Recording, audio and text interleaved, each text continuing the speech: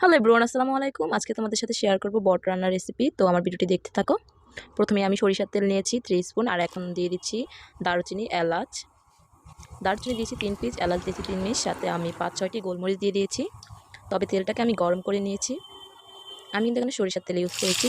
দিয়ে দিলাম কাঁচামরিচ ভালো করে 5-7টি, আর মিডিয়াম সাইজের পেঁয়াজ কুচি 2টি। এবার আমি মিডিয়াম হিটে মশলাগুলোকে ভেজে নেব।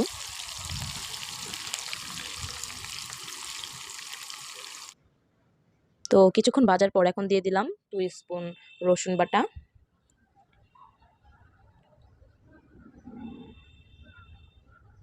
এরপর দিয়ে দিচ্ছি জিরা বাটা 1 স্পুন।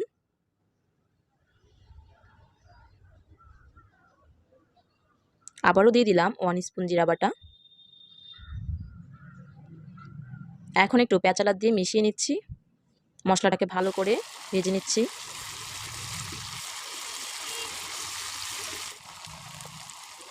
এরপর দিয়ে দিচ্ছি আদা 1 স্পুন।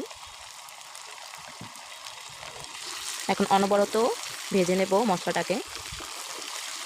টোটালি আমি 5 মিনিট ধরে মশলাটাকে ভেজে নিয়েছি।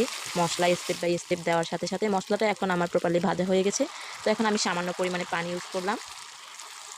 পানি দিয়ে আমি এখন মশলাটাকে কষিয়ে নেব, হলুদ মরিচ পরিমাণ মতো দিয়ে। তো এখন দিয়ে দিলাম 1 স্পুন হলুদ। আমি এখানে আরও 1 স্পুন হলুদ অ্যাড করব।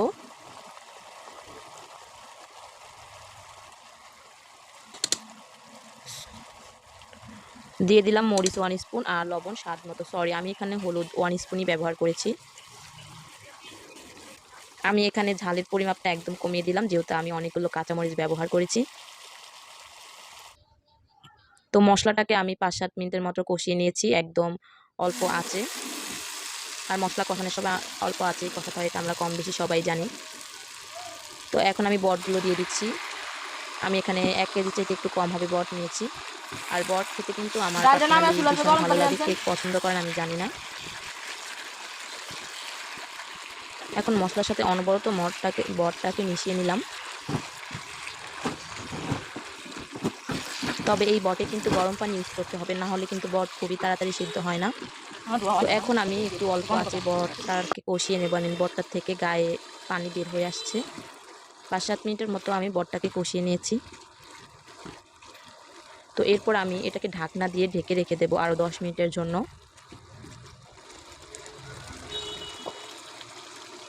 তো ঢাকনা দিয়ে ঢেকে দিলাম বটটা যাতে কিছুটা সিদ্ধ হয়। তো ঢাকনা উঠিয়ে নিলাম 10 মিনিটের পর। এখন প্রায় ঝোল শুকিয়ে গেছে আর একটা মাখা মাখা ভাব আসছে।